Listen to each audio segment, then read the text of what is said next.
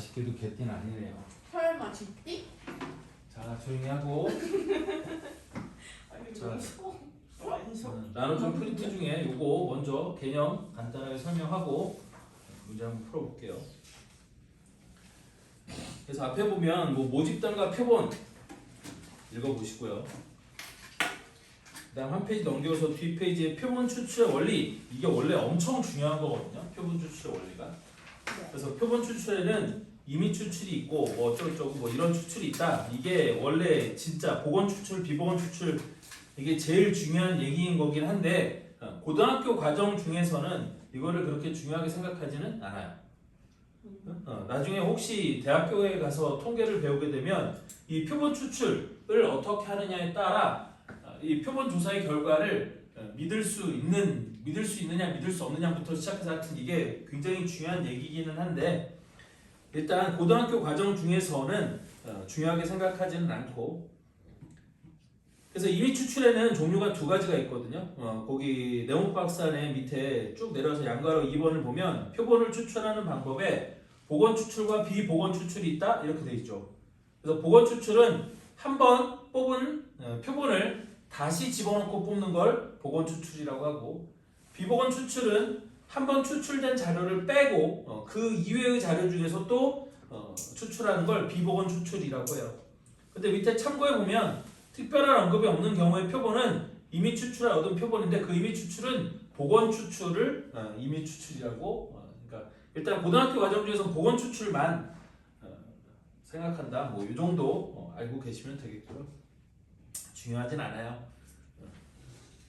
자, 다음 페이지 보면 우리 모평균과 표본평균 나와 있는데 여기도 이게 그 예전에 개정되기 전 교육과정에서는 모평균과 표본평균 실제 표본 평균이나 표본 분산, 표본 표준 편차를 구하라고 시키는 문제들도 있었거든요.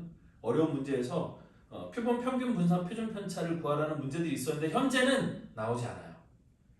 그래서 지금은 이제 여러분들 이거를 그렇게 그닥 중요하게 생각하지 않아도 상관은 없다. 거기 보면 이게 되게 중요한 게 뒤에 그 표본 분산에서 표본 분산을 구할 때 그 편차 제곱의 합을 n개가 아니라 n-1개로 나눠준다? 이게 되게 중요한 내용이긴 한데 지금 현재는 묻지는 않는다.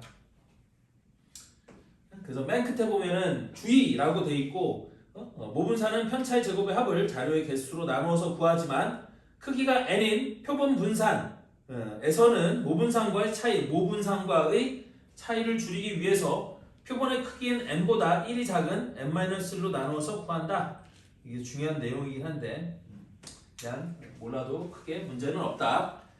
4번 밑에 344페이지 맨 밑에 4번 표본 평균의 평균 분산 표준 편차 여기가 제일 중요한 거예요. 지금 현재는 이것만 알면 모든 문제를 해결할 수 있어요. 그래서 모평균 m은 상수임으로 변하지 않지만 여기서 제일 중요한 말이 표본 평균 x바는 추출된 표본에 따라 다른 값을 가지므로 확률 변수이다. 즉 x바가 확률 변수이다. 이게 가장 중요한 내용이에요. 확률 변수가 뭐였죠? 어떤 값을 갖느냐에 따라서 그 확률이 결정되는 변수. 그거를 확률 변수라고 부르는데 어쨌든 이 x바가 뭐다? 얘가 확률 변수다. 그래서 이따 문제 푸는 거 보면 알겠지만 x바가 특정한 값을 가질 확률이나 혹은 x바의 평균 분산 표준 편차를 물을 텐데 되니? 그래서 이 x바가 확률 분포, 그러니까 확률 변수이고 이 x바가 무슨 분포를 따르느냐가 중요한 건데 이 x바는 이것도 이제 전제 조건이 있지만 x바는 일반적으로 그러니까 정규분포 m, 우리 시그마 제곱 나누기 n분의 시그마 제곱을 따른다. 이게 핵심이. 이것만 알면 일단 여기 있는 모든 문제들의 풀이는 가능해요. 됐어? 첫 번째 x바는 확률 변수이고 확률 변수이므로 평균 분산 표준 편차를 가질 거고 그때 그 x바가 따르는 분포는 일반적으로 정규분포를 따른다 라고 이렇게 얘기를 하는 거거든요. 그래서 거기 보면 EX바는 x바의 평균은 m이라고 돼 있고 x바의 분산은 원래 모분산 시그마 제곱을 n으로 나눈 것과 똑같고 그 다음에 x바의 표준 편차는 모 표준 편차를 표본의 크기인 n에 대해서 루트 n으로 나눈 것과 똑같다. 그래서 여기서 이제 몇 가지 용어들이 조금 나오는데 중요한 용어죠. 여기 있는 n이 뭐라고요? 이게 모평균. 모평균은 모집단의 평균을 모평균이라고 부르는 거고, 여기는 이 시그마 제곱이 뭐야? 이게 모분산, 모집단의 분산. 모집단이라는 건 우리 통계조사를 하는 집단 전체를 얘기하는 거예요. 됐니? 근데 우리 표본이라는 얘기가 나오는 이유가 뭐냐면 여러 가지 이유로 모집단의 통계를 조사하는 게 부적절한 경우가 있어요. 교과서에 대표적으로 나오는 예 중에 하나가 뭐냐면 어떤 공장에서 전구를 만들어요. 근데 그 전구의 수명을 조사하기 위해서는 전구를 깨야 된대. 근데 공장에서 전구를 왜 만들겠어요? 그거 팔려고 만드는 거 아니야? 그럼 팔려고 만드는데 모든 전구를 깨서 그 전구의 수명을 조사하는 건 적당한 방법이 아니겠죠. 그러니까 그런 경우에는 그 공장에서 만드는 전구 중에서 몇 개의 표본을 뽑아 그 표본의 평균으로부터 전체 평균이 얼마쯤 될 거다라고 추정하는 게 올바른 방법이에요. 그래서 표본을 뽑는 거고, 근데 그 표본의 분포에 따라서 이 표본이 어떤 분포를 따느냐에 따라서 내가 이 값을 가지고 모평균이나 모분산을 추정해 볼 수 있지 않을까? 라는 얘기거든요. 무슨 말인지 이해되죠? 그래서 이게 표본 평균의 평균 분산 표준 편차가 요렇다라는 게 이제 핵심 내용이에요.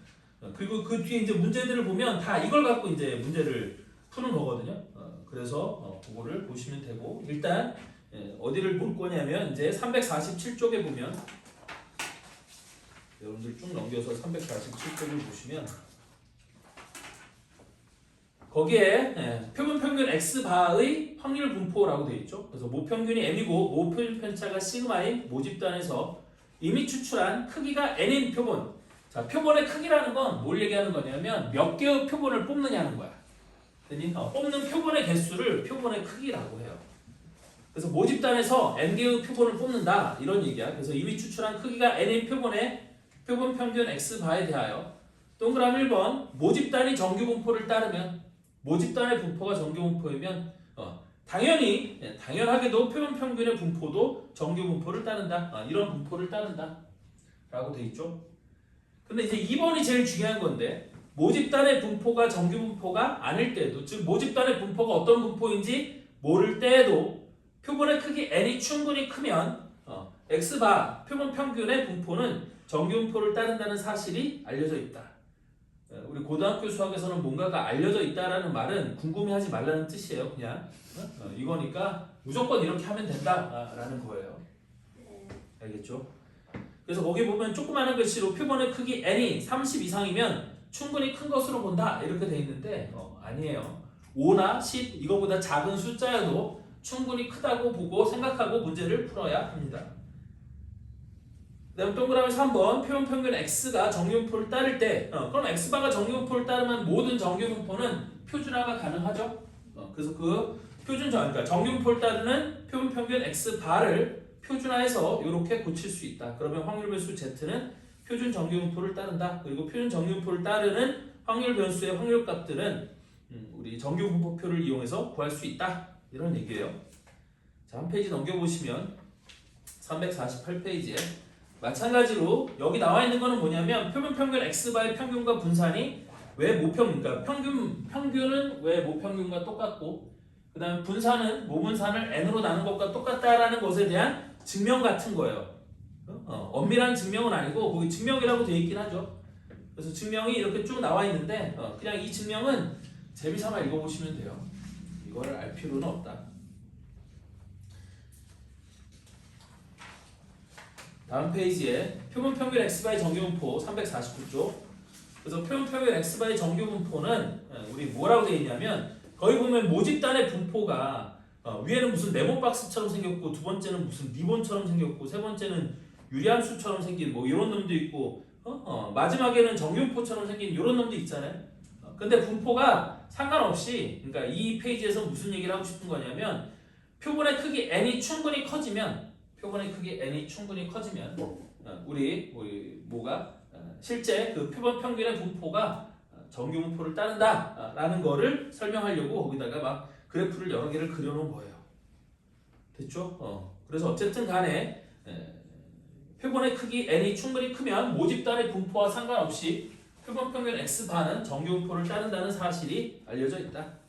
그냥 그렇게 풀면 된다라는 정도로 하시면 되겠고, 다음 350페이지 넘어가면 이것도 이제 여러분들 시험에는 안 나올 거예요. 안 나오는데 그냥 중요한 얘기니까 한 번만 언급을 하고 넘어가면, 우리 표본의 표준 편차, 표본의 분산이나 표본의 표준 편차를 구할 때는 표본의 크기가 n임에도 불구하고 우리 편차 제곱의 합을 n으로 나눠주는 게 아니라 n-1로 나눠주는다는 그 얘기인 거거든. 근데 왜 n-1로 나눠주냐 하면, 우리 나중에 보면 알겠지만 전체 집단을 조사를 못해서 표본을 조사하는 거 아니에요? 그러면 이 표본을 조사하는 이유가 뭐냐면, 이 표본 평균의 분산으로부터 모분산을 추론하려고 하는 거야. 되니? 그런데 이때 이 모분산, 그러니까 표본 평균의 분산을 갖고 모분산을 추론할 때, 이 표본 평균의 분산을 원래 모분산을 구하는 것과 똑같은 방식으로 구하면 표본의 분산과 그러니까 표본 분산과 그러니까 표본 표준 편차죠. 어차피 거기다 루트 씌운 게 표본 표준 편차가 되는 거니까. 그래서 표본 표준 편차와 모 표준 편차가 꽤 많이 차이가 나는 거야. 그런데 차이가 나면 안 되는 거잖아요, 원래는. 우리 그러니까 표본 표준 편차로부터 모 표준 편차를 추정하기 위해서 우리 이런 그러니까 표본을 뽑거나 이런 행위를 하는 건데, 그게 차이가 커지면 안 되니까 얘는 n이 아니라 n-1로 나누는 게 좋다라는 것이 알려져 있다라는 거죠. 넘어가시면 되고요. 자, 다음 360페이지에 보면 다시 한번 확률 변수 x가 정규분포를 따르면 표본 평균 x바도 정규분포를 따른다. 요게 핵심이에요. 그 다음에 x를 유리화하는 거나, 그러니까 그 표준화하는 거나 x바를 표준화하는 건 똑같은 방식을 따른다. 됐죠? 그래서 평균 빼고 표준 편차로 나눠주는 건 다 똑같다. 이렇게 되는 거예요. 자, 마지막으로 모평균의 추정 얘기 하나만 해주면 365페이지에 자, 모평균의 추정이야. 이게 이제 본래 목적이에요. 되니? 우리는 모집단의 평균을 알고 싶은 거야.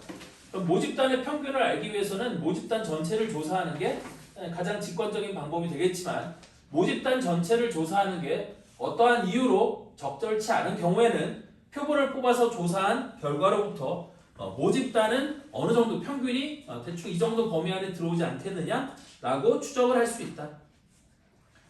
그래서 거기 보면 네모 박스 2번에 보면 모평균의 신뢰 구간 이렇게 주어져 있는데, 여기도 이 자체 내용이 원래 중요한 내용이긴 한데, 현재 여러분들이 나오는 시험에서는 이 모평균의 신뢰 구간의 길이가 왜 이렇게 구해지냐에 대한 정확한 이해는 별로 교과서에도 다루고 있지 않아요. 됐어? 그래서 그 밑에 보면 뭐 설명이 주저리 나와 있는데, 그거를 기억하는 것도 중요하지만 그냥 동그라미 1번, 동그라미 2번에 있는 그거를 공식처럼 기억해서 그냥 문제 해결에만 이용하면 충분하다. 그래서 밑에 포커스에 보면 모평균 M에 대한 신뢰도 95% 신뢰 구간의 의미 뭐 이런 것들이 있긴 한데, 보시면 한번 읽어보세요. 그냥 읽어서 이 말이 이해가 되는 거를 쓸 수 있긴 하겠으나, 어쨌든 이해가 되면 좋겠지만 이해 안 돼도 문제 푸는 데는 전혀 문제가 없다. 그 다음에 367쪽으로 넘어가서 모평균과 신뢰 구간의 길이라고 이렇게 되어 있는데, 여기서 이제 신뢰도가 올라가면 뭐 그 신뢰 구간의 길이가 좁아지고 넓어지고 뭐 이런 얘기들을 하고 있는 거거든요. 그래서 이것도 개념을 이용해서 물어볼 수 있기는 한데, 실제 그냥 몇 가지만 거기 나와 있는 그러니까 양가로 1번의 신뢰 구간의 길이 L은 신뢰도에 비례한다. 그 다음 양가로 2번의 신뢰 구간의 길이 L은 루트 n에 반비례한다. 즉 우리 뭐의 크기에 반비례한다는 거냐면 그 표본의 크기, 즉 신뢰 구간의 길이는 표본이 커지면 짧아지고 표본이 작아지면, 표본의 크기가 작아지면 신뢰 구간의 길이가 길어진다. 근데 루트 n에 반비례하는 게 아니라 루트 n에 반비례한다. 왜냐면 여기가 n이라고 돼 있으니까 표준 편차로 바꿀 땐 여기가 루트로 바뀌는 거라서. 됐니? 루트 n에 반비례한다. 뭐 이렇게 돼 있는 거고. 그 다음에 양가로 3번에 신뢰도와 모 표준 편차가 일정할 때 표본의 크기를 p배로 하면 신뢰 구간의 길이는 루트 p분의 1배가 된다. 뭐 당연한 얘기긴 한데, 그 앞에 이제 식을 읽어보면 알 수 있어요. 그래서 이렇게 된다라는 걸 기억하고 이걸 갖고 참거짓을 물어볼 수 있기는 해. 그래서 뒤에 맨 마지막 페이지에 문제를 보면 보기 4번이나 보기 5번에 나와 있는 이거 참거짓 묻는 문제들이 학교 시험에서는 출제될 가능성도 있어요. 됐어? 그래서 뭐 참고집 판단하는 걸 좀 보세요.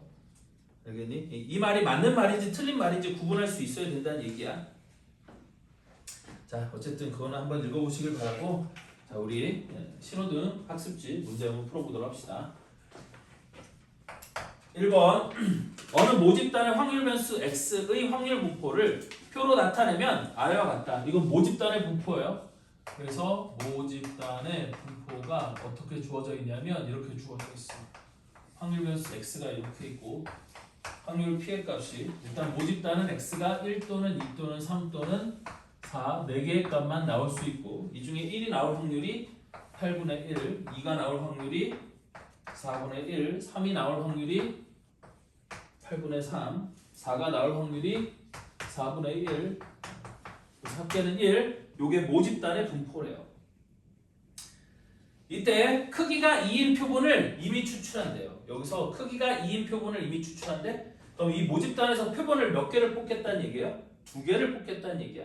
근데 그 2개를 뽑은 평균의 표본 평균, 표본의 그러니까 2개를 뽑은 표본의 평균을 x가라고 할 때 px바가 2가 될 확률을 구하래요. 다시 px바가 2가 될 확률을 구하래. 근데 2개를 뽑았는데 그 평균이 2가 된다는 얘기는 첫 번째 1을 뽑았을 때 두 번째 뭐를 뽑아야 되는 거고 3을 뽑아야 되는 거고, 왜? 평균이 2가 돼야 되는 거니까. 첫 번째 2를 뽑았으면 두 번째도 2를 뽑아야 되는 거고, 첫 번째 3을 뽑았으면 두 번째 1을 뽑아야 되는 거고, 첫 번째 4를 뽑으면 평균이 2가 될 수 없겠죠. 됐어? 그래서 얘는 그냥 확률값을 이렇게 계산하는 거야. 첫 번째 2를 뽑았어. 그럼 확률이 얼마야? 8분의 1. 그럼 두 번째 뭐를 뽑아야 돼? 3을 뽑아야 돼. 그래서 얘가 x가 1이면 첫 번째 뽑은 표본의 x값이 1이면 두 번째 뽑은 x값은 3이 돼야 될 거니까 이렇게 뽑거나, 또는 첫 번째 2를 뽑았으면 두 번째도 2를 뽑아야 되니까 이렇게 되거나, 즉 첫 번째 2를 뽑았으면 두 번째도 2를 뽑아야 우리 평균이 2가 될 수 있는 거잖아요. 또는 첫 번째 3을 뽑았으면 두 번째는 뭐를 뽑아야 된다? 우리 1을 뽑아야 된다. 그래야지만 평균이 2가 된다. 이거 말고 평균이 2가 되는 또 다른 경우는 없으니까 그냥 요게 답이 되는 거예요. 그래서 64분의 3 플러스 16분의 1 플러스 64분의 3이니까 64로 통분하면 3 더하기 4 더하기 3, 그럼 64분의 10이니까 약분하면 32분의 5, 얘가 답이 되는 거죠. 그래서 답이 4번이에요. 무슨 말 하는 건지 이해하죠? 크기가 2인 표본을 뽑는데, 즉 표본을 2개를 뽑는데, 근데 그 표본의 평균이 2가 될 확률을 한번 구해봐라, 그런 뜻이에요. 그렇죠? 그래서 모집단을 이렇게 주고 실제 표본 평균의 확률이 얼마가 될지를, 그 확률을 구해봐라 라는 문제가 이렇게 출제될 수 있다. 물론 이제 문제를 막 그 고의적으로 어렵게 내면 그냥 x바의 분포를 구해라 막 이렇게 내는 문제들도 있을 수 있긴 한데, 그렇게까지 내기는 쉽지 않을 거예요. 어쨌든 이렇다는 얘기고. 자, 다음 2번은 그냥 개념만 알면 금방 풀 수 있는 거. 자, 표준 편차가 12인 정규분포를 따르는 모집단에서 크기가 36인 표본을 이미 추출하여 구한 표본 평균을 x바라고 할 때 시그마 x바의 값을 구하라고 했죠. 그래서 일단 모집단의 평균이 m이고, 여기도 모집단의 평균이 m이고, 그 다음에 모집단의 표준 편차가 시그마 2면 되니? 저기도 써놨지만 표본 평균 x바는 반드시 무슨 분포를 따른다고 풀어야 된다는 거야. 실제 n의 값이 충분히 크지 않으면 표본 평균 x바의 분포가 정규분포랑 조금 차이가 날 수는 있어요. 되니? 근데 우리는 고등학교 수학을 하는 거니까 고등학교 수학에서는 표본의 크기와 상관없이 무조건 x바는 정규분포를 따른다고 해야 문제를 풀 수 있어요. 근데 얘가 어떤 분포를 따른다고 했어? n, 시그마 제곱 나누기 n 이놈을 따른다고 했잖아요. 이 얘기가 무슨 뜻이야? 이 x바는 EXM, 그러니까 m인데 그 m이 모평균 EX와 똑같다 이렇게 된다는 거고, 그 다음에 VX바도 당연히 우리 시그마 제곱 나누기 n이니까 우리 VX를 n으로 나눠준 것과 똑같다 이렇게 된다는 얘기고, 그 다음에 거기다 루트를 씌운 시그마 X바 표본 표준 편차도 표본 평균의 표준 편차야. 이것도 우리 표본 그러니까 모 표준 편차 시그마를 우리 표본의 크기인 n에 대하여 루트 n으로 나눠준 것과 똑같다. 그래서 얘는 시그마 x를 루트 n으로 나눈 것과 똑같다. 이거야. 따라서 거기 모집단에서 그지? 표준 편차가 12인 정규분포를 따르는 모집단이라고 했으니까 우리 모집단의 표준 편차가 얼마라는 얘기고 12라는 얘기고 크기가 36인 표본을 이미 추출했다고 했으니까 표본의 크기 n이 36이잖아요. 이때 시그마 xy 값을 구하라고 했으니까 시그마 x 반은 시그마 x를 뭐로 나눠준 것과 똑같다. 루트 x로 아니고 루트 n으로 나눠준 것과 똑같다. 지금 그 얘기 한 거잖아요. 따라서 시그마 x는 12였고 모집단의 분산은 그러니까 표준 편차는 12였고 얘를 표본의 크기 36에다 루트를 씌운 놈으로 나왔으니까 6으로 나눠줘. 그럼 얘는 시그마 x바가 2가 되는 거예요. 답은 2번이에요. 맞죠? 이렇게 할 수 있다. 자, 다음 3번. 너희들 이거 그 신호등 나온 거 선생님이 어제 이거 쭉 한번 풀어보면서 3, 4, 5번은 선생님이 이거 신호등을 만들긴 만들어야겠는데 딱히 그 뭐지 올림포스에는 문제도 없고 그래서 억지로 끼워넣은 느낌이 강한 새 문제인데 3번을 보면 거기 있는 그 표준 정규 분포표를 보고 우리 뭐를 구하라고 했냐면 P Z가 0보다 크거나 같고 0.9보다 작거나 같을 확률을 구하래요. 되니? 그럼 여기 Z가 있고 옆으로 이렇게 표가 있잖아요. 되니? 그럼 여기서 이 위에 있는 숫자는 어떤 숫자인지 알아? 이게 위에 있는 숫자는 소수점 두 번째 자리 숫자를 의미하는 거예요. 됐어? 그래서 보통은 잘 안 물어보고 그래서 여기 보면 Z가 쭉 0.9, 0 이렇게 돼 있어서 여기를 읽으면 끝나는 거죠. 됐어? 이거 0.00이라고 된 거. 그거랑 0.9가 만나는 곳을 읽으면 0.3159라고 써져 있고 그냥 이게 답이에요. 됐지? 표준 정규 분포표라는 게 이렇게 Z값이 주어져 있으면 되니? 이 Z가 0보다는 크고 항상 평균이 0이 표준 정규 분포를 따르는 확률 변수 Z는 평균이 0이기 때문에 평균으로부터 Z값이 0.9까지 되는 곳의 확률이 0.315가 된다라는 걸 미리 계산해 놨다는 뜻이에요. 즉 정규분포를 따르는 분포가 이렇게 돼 있을 때 여기 평균이 항상 뭐이고 0이고 얘는 0이고 그래서 0부터 여기 0.9라고 써진 게 여기 어딘가 0.9까지 이 넓이가 0.315가 된다라는 걸 써놨다는 뜻이야. 그 표만 읽을 줄 아시면 되겠고요. 자, 다음 밑에 4번. 확률 배수 Z가 표준 정규분포 n 0,1을 따를 때 아래 표준 정규분포표를 이용하여 PZ가 -1보다 작을 확률을 구하래요.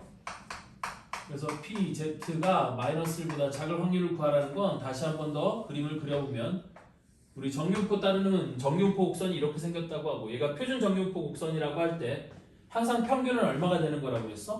0이 되는 거라고 했죠? 그럼 Z가 -1보다 작거나 같은 확률은 여기 어딘가 -1이 있어서 걔보다 작거나 같은 확률이니까 이 넓이를 구하라는 거거든. 그럼 저 넓이는 어떻게 구해? 0보다 작은 거 얘가 반쪽이니까 이 반쪽이 0.5고 이쪽도 0.5야. 그러면 얘는 0.5에서 뭐를 빼주면 확률 PZ가 -1보다는 크거나 같고 0보다 작거나 같은 확률을 빼주면 되는 거거든. 0보다 작거나 같은 확률을 빼주면 되는 건데 우리 거기에 -1부터 0까지의 값이 나와 있진 않잖아요. 됐니? 그러면 얘는 어떻게 되는 거냐면 얘가 이 표준 그러니까 이 정규분포 곡선은 항상 평균을 기준으로 양쪽이 대칭인 놈이기 때문에 얘를 0.5에서 빼기 P -1과 0 사이의 확률값을 0과 1 사이의 확률값으로 이렇게 바꿔치기 할 수 있는 거거든요. 얘는 항상 좌우가 대칭인 모양이라서 그래요. 근데 Z가 1일 확률이 0.3413이라고 표에 주어져 있으니까 내가 계산하는 값은 0.5에서 0.3413을 빼준 값이 되는 거고 그 값을 계산하면 0.1587 얘가 답이 되는 거죠. 그래서 이건 확률값 계산할 수 있는지 표준 정규 분포표를 이용하여 확률값을 계산할 수 있는지를 묻고 싶었나 봐요. 자, 5번도 똑같아. 5번은 이제 표준화하는 거 문제인데, 자, x가 무슨 분포를 따를 때 x가 정규분포 n 24,8의 제곱을 따를 때 우리 x가 20보다 크거나 같고 32보다 작거나 같은 확률을 구하라 그랬거든요. 됐니? 그러면 이때 나는 이 x를 갖고 이 x에서 평균 24를 빼주고 걔를 표준 편차인 8로 나눠준 놈이 정규분포 n 0,1의 제곱, 이게 표준 정규분포를 따른다? 이렇게 된다는 거거든요. 다시 평균을 빼고 표준 편차로 나누면 걔는 무조건 표준 정규분포를 따르게끔 되어 있어요. 그리고 그거를 우리 표준 정규분포라고 부르는 거야. 따라서 이때 px가 뭐보다 크거나 같고 20보다 크거나 같고 32보다 작거나 같은 확률을 구하라고 했으니까 이거를 표준화를 해야 그 밑에 있는 표준 정규분포를 따르는 확률 변수의 확률 값으로부터 나는 이 확률을 계산할 수 있는 거겠죠. 그래서 얘가 P 20에서 평균 뭐를 빼줘? 24를 빼주고 걔를 표준 편차인 8로 나눠줘. 그럼 이 x가 뭘로 바뀌는 거야? z로 이렇게 바뀌는 거예요. 여기도 32에서 평균 24를 빼주고 걔를 표준 편차인 8로 나눠주는 거지. 그럼 얘는 확률 P-0.5 Z 이쪽은 1 이렇게 될 거잖아요. 따라서 얘는 마이너스 0.5부터 0까지 그 다음에 0부터 1까지 확률을 더해주면 되는 건데 마이너스 0.5부터 0까지는 있을 리가 없으니까 얘를 확률 P 0부터 Z가 0.5까지 확률에다가 확률 P 0 Z가 1까지 확률 이거 두 개를 더해주면 되는 거야.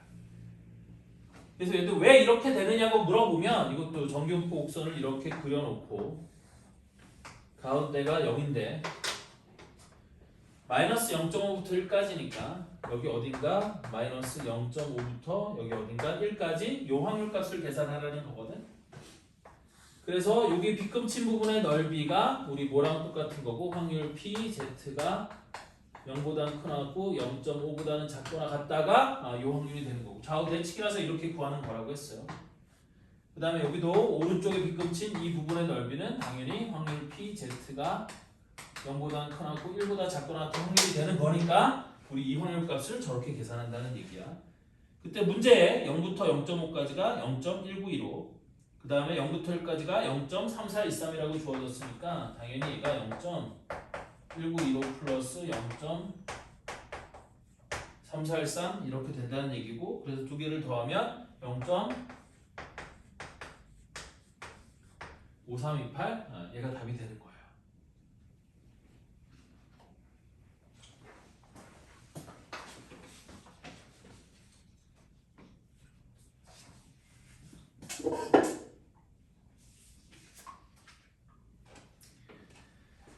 자, 1번 어느 회사에서 생산하는 난이도 중으로 넘어가서 1번 문제 풀게요. 자, 어느 회사에서 생산하는 음료 한 캔의 용량은 평균이 190ml, 표준 편차가 12ml인 정규분포를 따른다고 한다. 이때 이 회사에서 생산하는 음료수 중에서 이미 추출한 4캔의 용량의 표본 평균이 187ml 이하일 확률을 구하라 그랬어요. 그럼 얘 같은 경우도 우리 모집단 이 공장에서 이 회사에서 생산하는 음료 한 캔의 용량을 우리 확률 변수 x라고 두면 이 x가 뭐를 따른다고 돼 있어요? 정규분포를 따른다고 돼 있죠. 근데 평균이 190이고 표준 편차가 12인 정규분포를 따른대요. 그럼 12의 제곱 요놈을 따르는 거지. 그런데 나는 여기서 이미 추출한 4캔의 용량이야. 그러면 얘는 표본의 크기가 4가 되는 거겠죠? 맞아요? 그래서 그러니까 그 뽑은 4캔의 용량의 표본 평균을 x바라고 하면 x바는 무슨 분포를 따르는 거라고? 정규분포 n 190, 12의 제곱을 뭘로 나눠준 거? 4로 나눠준 거 요놈을 따른다. 따라서 다시 한번 써보면 얘는 정규분포 n 190, 12의 제곱을 4로 나누면 6의 제곱이 되는 거죠. 맞죠? 이놈을 따른데 이때 p x바가 187 이하의 확률을 구하라는 거거든. p x바가 187 이하가 될 확률을 구하라. 그럼 x바가 이런 정규분포를 따른다는 건 알지만 이런 정규분포를 따르는 확률 변수 x의 확률을 계산할 수가 없으니까 역시 얘도 뭘 해주면 되는 거예요? 표준화를 해주면 되는 거겠죠? 그래서 확률 p x바에서 우리 뭐를 빼죠? 이게 이제 z로 바뀌는 건 187에서 평균인 190을 빼주고 얘를 표준 편차인 6으로 나눠주면 저 x바가 z로 싹 바뀌는 거거든. 그럼 187 빼기 190은 마이너스 3 나누기 6이니까 마이너스 0.5. 그래서 확률 p z가 마이너스 0.5보다 작거나 같다니까 얘는 0.5에서 뭐를 빼주면 돼? 확률 p z가 0보다는 크거나 같고 0.5보다 작거나 같은 확률 얘를 0.5에서 빼주면 되는 거겠죠? 자, 그래서 0.5까지가 0.1915라고 주어졌으니까 얘는 0.5 빼기 0.1915를 빼주면 되고 따라서 0. 우리 3085 얘가 답이 되는 거야. 답이 5번이에요.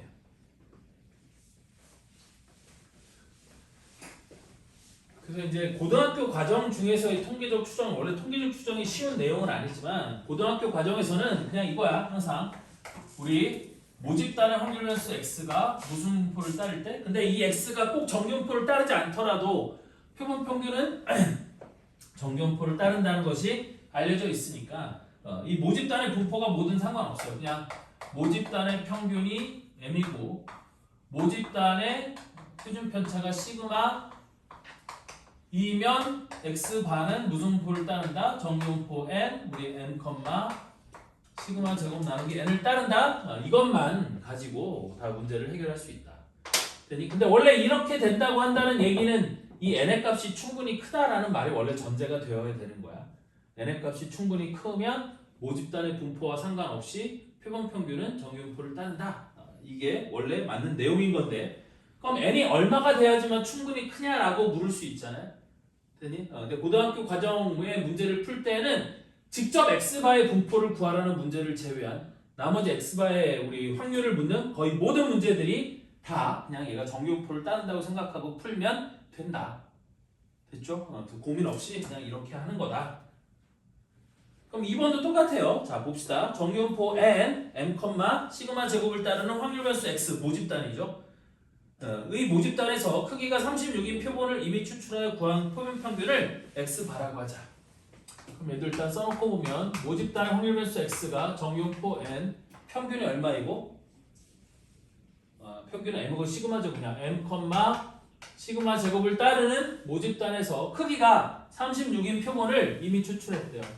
그럼 x바는 무슨 분포를 따르는 거냐면 n, m, 시그마 제곱을 36으로 나눠준 이런 분포를 따른다? 일단 요거를 적어놓고 시작하는 거죠. 이때 p, x가 4보다 크거나 같을 확률이 0.1587이고 p, x가 2분의 시그마보다 작거나 같을 확률이 0.5일 때 m 더하기 시그마의 값을, 즉 m과 시그마의 값을 한번 다 구해보라는 거거든요. 그럼 첫 번째 우리 p, x가 4보다 크거나 같을 확률이 0.1587이라고 되어 있어요. 자, 그러면 나는 x가 이런 분포를 따르는 거기 때문에 얘를 표준화해야지만 확률값을 알 수 있을 거 아니에요? 그래서 표준을 해보면 얘가 이렇게 바뀌는 거거든. p, x가 z로 바뀌려면 4에서 평균 m을 빼주고 걔를 표준 편차인 시그마로 나눠주면 요놈이 되는 거잖아요. 그리고 1587은 여러분들이 이제 숫자를 조금 이거를 봐야 되거든요. 0.1587은 0.5에서 뭐를 뺀 것과 똑같아? 0.3413을 뺀 것과 똑같다라는 걸 이거는 어쩔 수 없어. 이거는 여러분들이 스스로 찾아야 되는 거예요. 됐지? 그럼 0.5에서 3413을 뺐으니까 3413이 0과 1 사이잖아. 그렇다는 얘기는 얘가 p, z가 뭐보다 크거나 같을 확률? 1보다 크거나 같을 확률이 된다는 뜻이거든요. 이거를 어떻게 알 수 있느냐? 어쩔 수 없어. 이건 여러분들이 찾아야 되는 거야. 스스로 이렇게 찾아야만 해결할 수 있는 거예요. 따라서 우리 요놈과 요놈의 확률이 똑같기 위해서는 여기 있는 시그마분의 4 빼기 m하고 여기 있는 1이라는 값이 똑같아야 돼? 달라야 돼? 똑같아야 돼요. 그래서 4 빼기 m 나누기 시그마가 1인 거고 따라서 4 빼기 m은 시그마 이렇게 되는 거죠. 되니? 그래서 얘는 문제를 잘못 냈어. 왜 잘못 냈어요? 여기서 끝났죠? m만 반대로 이항하면 m 플러스 시그마가 얼마예요? 4예요. 원래는 저게 우리 구하는 값하고 다른 게 나와야 되는데 얘는 문제를 잘못 출제한 거야. 이게 그대로 이렇게 나와 있어요. 그럼 원래는 어떻게 풀어야 되느냐? 이제 두 번째 것도 이용하는 거죠. 일단 보여줄게요. 그래서 px바가 2분의 시그마보다 작거나 같은 확률. 이번엔 px바가 2분의 시그마보다 작거나 같을 확률이 얼마라고 돼 있어? 0.5라고 돼 있어요. 그럼 얘도 표준화를 하는 거거든. 그래서 이놈을 p x바가 z로 바뀌려면 2분의 시그마에서 x바의 평균 m을 빼주고 걔를 표준 편차인 6분의 시그마로 나눠준 게 0.5. 그럼 얘는 p z가 0보다 작거나 같다가 되는 거잖아요. 됐니? 항상 z는 가운데가 0이니까 0.5라는 확률은 0보다 작거나 같다 또는 0보다 크거나 같다의 확률이 되는 거예요. 따라서 얘도 마찬가지로 이놈과 이놈이 똑같아야 될 거 아니에요? 여기 있는 이놈과 이놈이 똑같아야 되는 거고, 그러니까 2분의 시그마 나누기 m 나누기 6분의 시그마가 0이 돼야 되는 거니까 당연히 m하고 뭐가 똑같아? 2분의 시그마가 똑같은 거잖아요. 그래서 우리 요놈이랑 어디 갔어? 여기 있는 요놈이랑 여기 있는 요놈을 연립해서 풀면 m이 얼마고 시그마가 얼마다? 이렇게 나오는 거예요.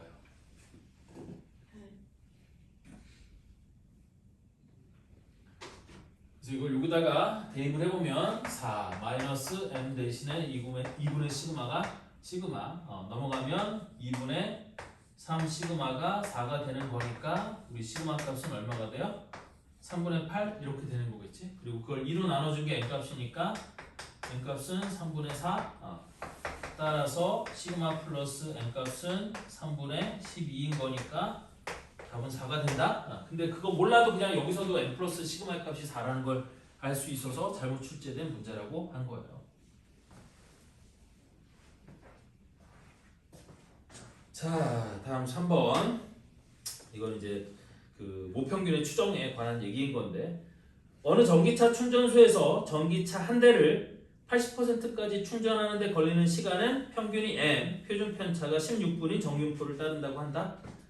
자, 이 전기차 충전소에서 80% 충전한 전기차 중에서 n대를 이미 추출하여 구한 표본 평균을 이용하여 구한 m에 대한 신뢰도 95%의 신뢰 구간이 이렇게 된다. 이때 b 빼기 a가 7.84일 때, 그래서 우리 95% 신뢰 구간, 99% 신뢰 구간 이게 어떻게 되는 거냐면 이렇게 되는 거거든요. 항상 문제가 나올 때 앞에 단선 하나 달고 나오는 거야. 거기 보면 맨 끝에 p, z의 절대값이 1.96보다 작거나 같을 확률이 0.95라고 되어 있잖아요. 근데 그게 1.96이 아니라 2라고 주어질 때도 있고 뭐 다른 값으로 주어질 때도 있거든요. 그래서 그거를 좀 문자로 써보면 이렇게 돼요. 우리 z의 절대값이 k보다 작거나 같을 확률이 0.95일 때, 그럼 0.95라는 건 95%라는 뜻이고 얘가 95% 신뢰 구간이 되는 거거든. 그럼 이 신뢰 구간을 어떻게 쓸 수 있느냐? 우리 평균 m이 x바 마이너스, 그러니까 이게 표본 평균 x바예요. 마이너스 우리 앞에 나도 이거 기억을 갑자기 기억이 안 나. 이런 미친. 신뢰 구간이니까 맞죠. 여기 k 곱하기 루트 n분의 시그마 모평균 n, 여기도 표본평균 x바 플러스 k 곱하기 루트 n분의 시그마 이렇게 된다는 뜻이거든요. 그리고 마찬가지로 p, z의 절대값이 만약에 l보다 작거나 같은 확률이 0.99가 된다 라고 하면 99%, 이게 95% 신뢰 구간이에요. 95% 신뢰 구간. 그 다음에 99% 신뢰 구간은 x바 마이너스 l 곱하기 루트 n분의 시그마, 여기도 모평균 n, 여기는 x바가 우리 뭐 x바 플러스 l 곱하기 루트 n분의 시그마가 99% 신뢰 구간 이런 뜻이거든요. 이 95% 신뢰, 99% 신뢰라는 말의 의미가 뭐냐면 이거야. 만약에 내가 어떤 표본 평균 x바를 하나를 구했을 때 우리 루트 n 시그마, 그리고 이 시그마는 원래는 모르는 값이어서 얘를 표본 표준 편차로 써야 돼. 표본 표준 편차를 시그마로 대체하는 거거든요. 그래서 어쨌든 우리 이런 값을 이런 구간 안에 모평균 m이 들어올 확률이 99%이다. 이 정도로 생각하면 될 거예요. 원래 정확한 의미는 그런 뜻은 아닌데 그래서 아까 나눠준 마플에 그 신뢰 구간의 의미가 써져 있어서 선생님이 한번 읽어보라고 얘기한 건데 중요하진 않아. 어쨌든 99% 신뢰 구간과 95% 신뢰 구간이 이런 식으로 결정이 된다라는 걸 여러분들이 공식처럼 외우고 문제를 해결하면 된다는 뜻이에요. 따라서 여기서도 요 3번 문제에서도 그치? 전기차 한 대를 80%까지 충전하는 데 걸리는 시간은 평균이 m이라고 그랬어. 그래서 우리 모집단의 평균이 m이라고 써져 있는 거고 표준 편차가 16번이래요. 그러면 시그마 x가 얼마다? 16. 얘가 시그마다. 이렇게 주어진 거야. 왜냐면 모집단의 표준 편차가 없을 때는 우리 이 모집단의 표준 편차 대신에 표준 편차를 써도 된다 라는 거야 원래는. 그런데 모집단의 표준 편차가 있을 때는 당연히 모집단의 표준 편차를 쓰는 게 맞는 거예요. 자, 그래서 이 전기차 충전소에서 80% 충전한 전기차 중에 n대를 이미 추출하여 구한 표본 평균을 이용하여 구간 m에 대한 신뢰도 95% 신뢰 구간인데 여기서 k값으로 1.96을 쓰라고 돼 있으니까 우리 x바 마이너스 1.96 곱하기 루트 n분의 시그마는 16. 그 다음에 여기는 모평균 n, 여기도 x바 플러스 1.96 곱하기 루트 n분의 시그마. 그래서 평균 x바를 알려주지 않은 이유가 뭐냐면 어차피 이 신뢰 구간의 길이를 구할 때, 즉 여기는 요 놈이 a인 거고 요 놈이 b인 거니까 신뢰 구간의 길이는 이 b에서 a를 뺀 걸 신뢰 구간의 길이라고 부르는 거고 걔는 평균 x바와 상관없이 x바가 날아가는 거거든. 그래서 우리 그러니까 신뢰 구간의 길이 b 빼기 a가 2 곱하기 1.96 곱하기 루트 n분의 시그마가 된다? 이런 얘기거든. 근데 시그마가 미친 시그마가 16이었죠. 줬는데 여기 또 시그마라고 썼네. 여기도 시그마가 16이 되는 거고 우리는 그 값이 얼마라고 준 거야? 이걸 7.84라고 준 거야.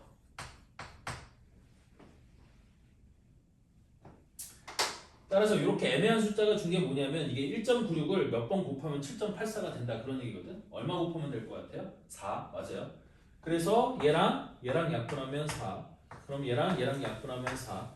따라서 루트 n을 이쪽으로 곱해주면 루트 n이 2 곱하기 4는 8. 그러니까 내가 구하는 n값은 얼마가 된다? 64가 된다? 이게 끝이에요. 잘한다. 네. 4번까지만 풀고 조금 쉬었다 할게요.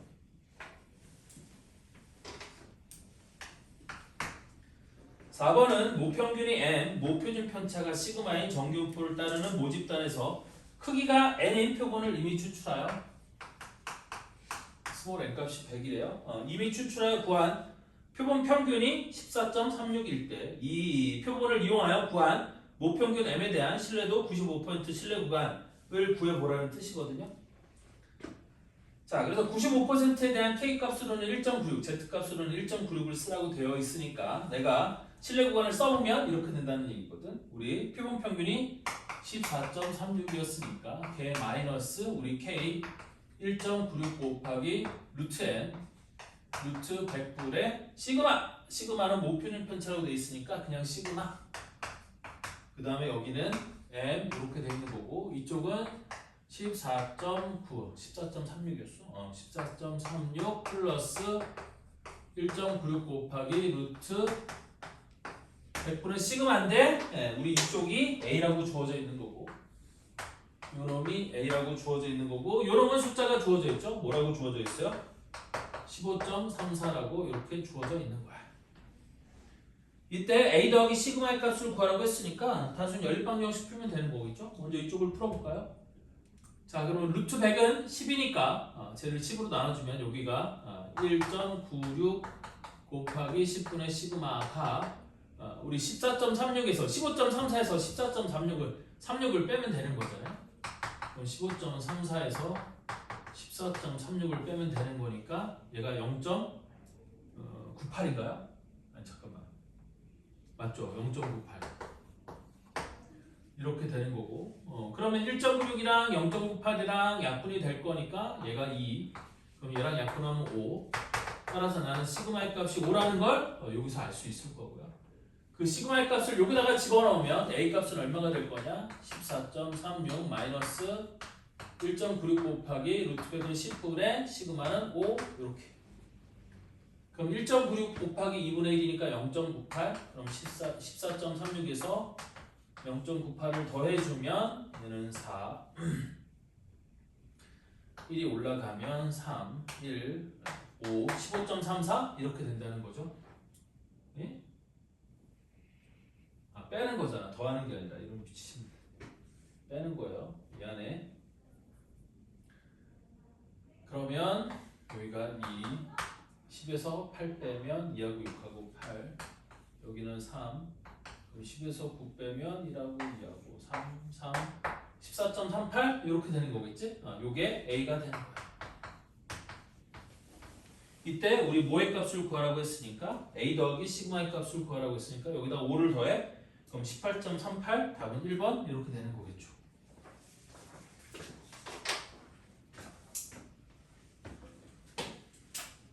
자 우리 잠깐 쉬었다가 뒤에 거 이어서 하도록 할게요.